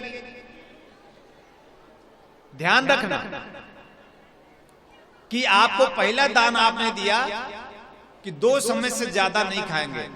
दिन भर खाने की आदत जो बना रखी है, हम रोगी होते जा रहे हैं। हमारा आमाशय वो फूला ही रहता है, पचकता ही नहीं। जब तक उसमें वो सिकुड़ेगा नहीं, आपने इतना खा लिया को फैल गया है, अब वो सिकुड़ नहीं रहा है, तो सिकुड़ेगा नहीं तो आपका भोजन पूरी तरह से पाचक रस में बदलेगा नहीं। तो फिर इसलिए आप रोगी होते हैं, फिर डॉक्टर के पास जाते हैं और आपका धन जो आपने कमाया रहता है वो कौन लेता है? डॉक्टर लेता है। तो कम से कम आप खाएंगे, 2 समय खाएंगे, सुबह और शाम खाएंगे। लेट नाइट खाना बंद कर दीजिए, 11 बजे, 12 बजे, 1 बजे। और मैं भी आपके साथ व्रत लेता हूं कि सप्ताह में 1 बार मैं भी आपके साथ व्रत रहूंगा। वादा है मेरा। सप्ताह में 1 बार व्रत मैं जल पे रहूंगा या दूध पे रहूंगा या जूस पे रहूंगा, अन्न नहीं लूंगा किसी भी प्रकार का।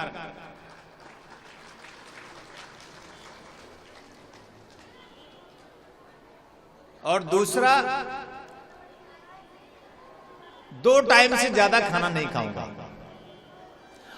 और तीसरा कि लेट नाइट भोजन हम कभी नहीं करेंगे। ये मेरा संकल्प है प्रयागराज की धरती पर। इससे आपका शरीर स्वस्थ रहेगा, आपका मन भी स्वस्थ रहेगा। गुरुदेव ऐसा क्यों कह रहे हैं? क्योंकि हमें प्राण में जाना है। अगर हम इस तरह से व्यतिक्रम में खाते पीते रहेंगे तो हम प्रयागराज में उस प्राण में प्रवेश नहीं कर पाएंगे। और अगर हम प्रयागराज उस प्राण में प्रवेश नहीं कर पाएंगे तो हमारी मृत्यु हो जाएगी। दुख में, चिंता में, परेशानी में, रोग में हम मर जाएंगे। और मैं चाहता हूं, हे गुरुदेव, मैं चाहता हूं कि मैं दुखों से ना मरूं, मैं इस चिंता में ना मरूं, मैं परेशानी में, रोगों में ना मरूं। मैं आपके प्रेम प्रसाद उस प्राण में मरूं, उस प्रयागराज की पावन धरती में मरूं, जहां से मैं तर जाऊं। आपसे आया हूं हे प्रभु, और आप में ही चला जाऊं।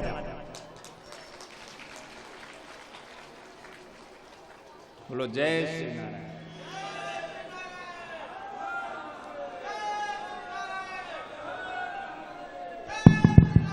जय श्री नारायण। सब लोग हाथ उठा करके बोलेंगे जय श्री नारायण, जय श्री नारायण। परम पूज्य गुरुदेव की, परम पूज्य गुरुदेव की, परम पूज्य गुरुदेव की। और यहाँ आए हैं तो गंगा का जल भरकर जरूर ले जाए। और गंगा के जल को अगर आप भोजन प्रसाद बनाते हैं तो 1 बूंद भोजन प्रसाद में जरूर डाल दो। कुछ भी करो, गंगा का जल स्पर्शित रहे आपका भोजन। क्या ख्याल है? गंगा का जल अमृत तुल्य है। गंगा का जल दुख नाशक है। गंगा का जल रोग नाशक है।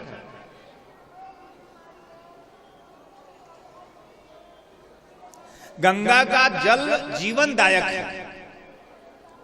गंगा का जल जीवंत है, जीवनदायिनी गंगा है।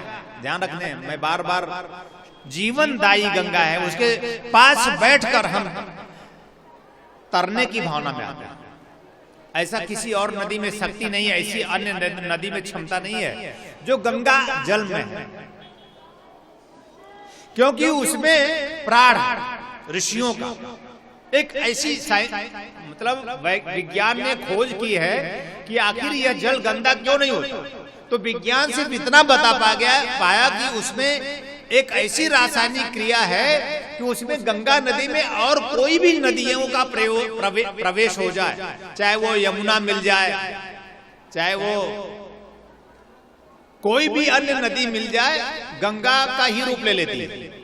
गंगा में मिलने के पहले अन्य नदियों का जल अलग अलग रंग का होता है, लेकिन गंगा में जब नदियां मिलती हैं तो गंगा का रंग ले लेती है, गंगा ही बन जाती हैं। यानी गंगा एक ऐसी नदी है जो अपने आप में सबको बदल देने की भावना रखती है, शक्ति रखती है, क्षमता रखती है।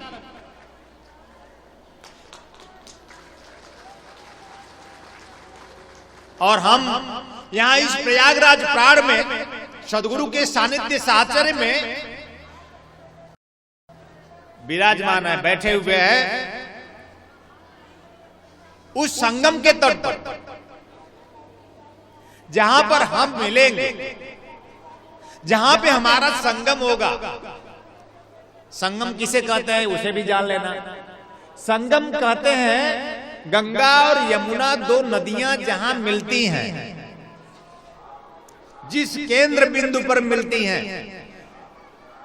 वहीं एक तीसरी नदी जो अंतर्गत है, दिखाई नहीं देती, अपरोक्ष है, अदृश्य है, सरस्वती कही जाती है। अगर हम वहां नहा लें, अच्छा तो नहा लेंगे।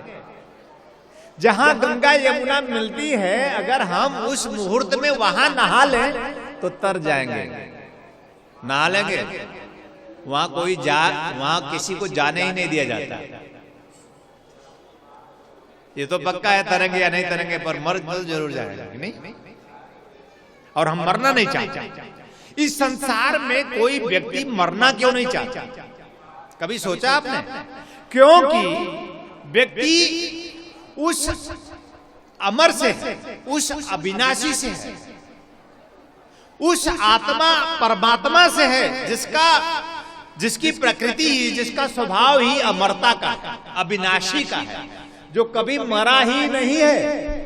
हम उससे हैं जो कभी मरा ही नहीं, हम उसे जन्म लिए हैं। इसीलिए हमारे मन में कभी ना मरने की भावना है। लेकिन हमारी मजबूरी है, हमारे जीवन का दुख है कि हम मर जाते हैं, क्योंकि हमारे जीवन में कोई ऐसा गुरु नहीं मिलता जो प्राणवान हो, ऐसा कोई गुरु नहीं मिलता जो आत्मवान हो, ऐसा कोई गुरु नहीं मिलता जो परमात्ममय हो और हमें उस अमरता का, उस अविनाशी का खबर दे दे। हमें हमारे संगम में हमें स्नान करा। गंगा और यमुना में जहां मिलती हैं दो नदियां, उसे संगम कहते हैं। और दो नदियां यहां भी है। एक गुरु शिष्य, ये एक गुरु है, एक नदी, और एक शिष्य है, एक नदी, दोनों बह रहे हैं। उस प्रयागराज में कई बार संक्रमण की क्रिया होती है। जब गुरु शिष्य मिलते हैं तो संगम होता है। और एक बात, साल में एक बार इस माघ महीने में मौनी अमावस्या में अपने आप में ऐसे क्षण आते हैं कि अगर हम उस संगम में स्नान करें तो अपने आप में आनंद प्रदान प्राप्त कर लेंगे, उस प्राण आत्म तत्व में प्रवेश कर जाएंगे, ऐसे सदशास्त्रों में कहा। लेकिन गुरु तो जब भी गुरु शिष्य मिलता है तब संगम होता है। इसीलिए कहा गोस्वामी जी ने, गुरु बिनु भाव निधि तरह न कोई, जो बिरंच शंकर सम हुई। गुरु के बिना इस भवसागर से हम पार नहीं हो सकते, चाहे हम बिरंच ब्रह्मा के समान क्यों ना हो, चाहे हम शंकर के समान क्यों ना हो। अगर हमें तरना है, इस भवसागर से पार होना है, सचमुच अपने समस्त दुखों से मुक्त होकर उस प्राण प्रयागराज में प्रवेश कर जाना है, जहां आनंद ही आनंद है, जहां अपने आप में ज्ञान है, ध्यान है, जहां अपने आप में योग है, जहां अपने आप में जीवन का परम आनंद है, उसमें प्रवेश कर जाना है। तो एकमात्र गुरु दीक्षा प्राप्त करके अपने जीवन को धन्य करें।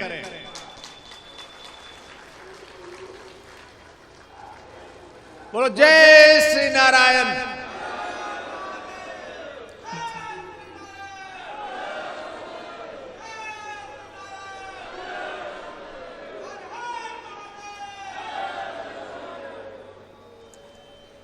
मैं आपको बहुत बहुत आशीर्वाद देता हूं कि आप महाप्रकाश उस प्राण में आपका प्रवेश हो, आप तन मन के पार की यात्रा उस प्राणों में प्रवेश करके आप जीवन में आनंद प्राप्त करें। गुरु दीक्षा प्राप्त करके अपने जीवन के समस्त दुखों और शूल को, चिंता को, परेशानी को मिटाएं और जीवन में आनंद प्राप्त करके अपने पूरे जीवन को, स्वयं के जीवन को, अपने स्वजन और सगे संबंधियों को भी, पास पड़ोस को भी अपने आप में अपनी शांति से, अपने आनंद से भर दे। और विराट भावना, स्व को सजाएंगे, स्वजनों को भी सजाएंगे, स्व को शांति में, स्व को प्राण में गतिशील करेंगे और शांति प्राप्त करके, आनंद प्राप्त करके अपने स्वजनों को भी शांति और आनंद देंगे। सब में अपने उस सदगुरु को, उस सदाशिव को अपने सारे संबंधों में देखने की भावना करेंगे। सद्प्रवृत्तियों से जो युक्त हैं, जो अच्छे हैं, जो सहज हैं, सरल हैं, जो सुंदर हैं, उनको हम अपने जीवन का आनंद देंगे, उनका हम सहयोग करेंगे। और जो दुष्प्रवृत्तियों से युक्त है, उनका हम धर्म बल पे, प्राण बल पे, आत्म बल पे उनका विखंडन करेंगे। यानी दुष्प्रवृत्तियों का त्याग और सद्प्रवृत्तियों का ग्रहण करना, दुष्प्रवृत्तियों को त्याग करना और सद्प्रवृत्तियों को ग्रहण करने की भावना लाना। सप्ताह में एक बार उपवास करना, कम खाना, गम खाना।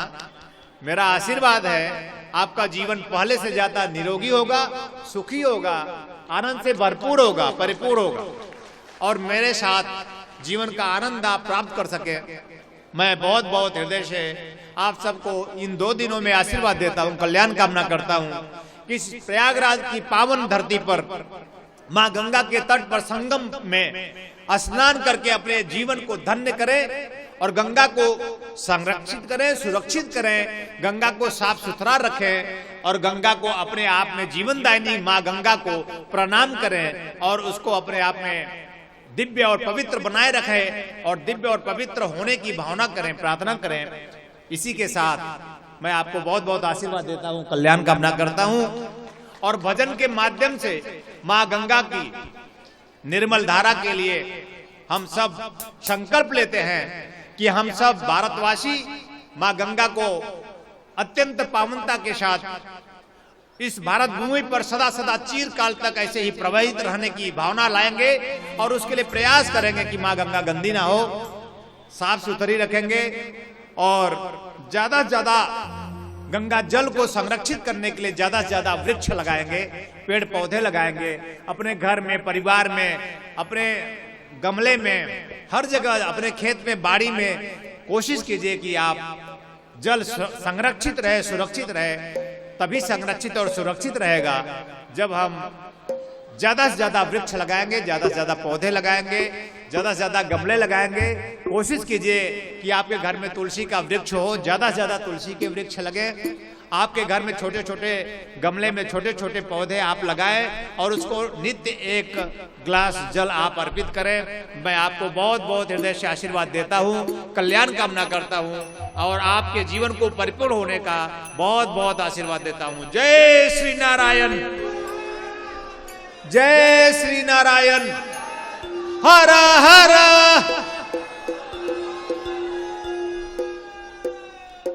दोनों हाथ ऊपर उठा ले, सभी लोग, भगवान देख रहा है, इस बात का ध्यान रखिए। और कम से कम मेरे पास 3 आंख है, मैं इन 2 आंखों से तो नहीं पर तीसरी आंख से देख रहा हूं। निश्चित रूप से कुछ लोग हाथ अभी उठा लीजिए, कोई हाथ नीचे ना रहे। जय श्री नारायण, जय श्री नारायण, हर हर हर महा। तत्वचिंतक पूज्य गुरुदेव श्री स्वामी कमलेश्वरानंद जी का संकल्प है एक ऐसे समाज का निर्माण करना जिसमें हम सभी स्वावलंबी हों, आत्मनिर्भर हों। ध्यान योग जन जागृति सेवा संस्थान द्वारा संचालित ब्रह्मानंद बाल विकास केंद्र में उपेक्षित और अनाथ बच्चों को संस्कृति संस्कार से पूर्ण शिक्षा दीक्षा प्रदान कर उनका सर्वांगीण समुज्ज्वल विकास किया जाएगा। हमें अवसर मिला है इन बच्चों के लिए कुछ करने का, तो आइए हम सभी पूज्य श्री गुरुदेव के संकल्प को पूरा करने में अपना भरपूर सहयोग कर पुण्य के भागीदार बने। साथ ही गौ सेवा हेतु गौ आश्रम, अनाथ बच्चों हेतु अनाथाश्रम, असहाय बुजुर्गों हेतु वृद्धाश्रम और निर्माणाधीन ध्यान योग सिद्धाश्रम एवं संस्थान के अन्य विभिन्न प्रकल्पों में आप श्री भी अपना सेवा सहयोग प्रदान कर संस्थान का सदस्य बन मानवता को धन्य करें। संस्थापक सदस्य 9 लाख या अधिक, सह संस्थापक सदस्य 6 लाख या अधिक, संरक्षक सदस्य 3 लाख या अधिक, आजीवन सदस्य 2 लाख या अधिक, सम्मानित सदस्य 1 लाख या अधिक, विशिष्ट सदस्य 51,000, सामान्य सदस्य 21,000। सहयोग के लिए आप श्री संस्थान के बैंक अकाउंट में सहयोग राशि जमा करा सकते हैं। बैंक ऑफ इंडिया ध्यान योग जन Jagriti Seva Sansthan, account number 014320110002228, IFSC BKID 0000143, branch Badlapur east, Thane Maharashtra 421503। आप श्री का अनुदान आयकर धारा 80G के अंतर्गत कर मुक्त होगा।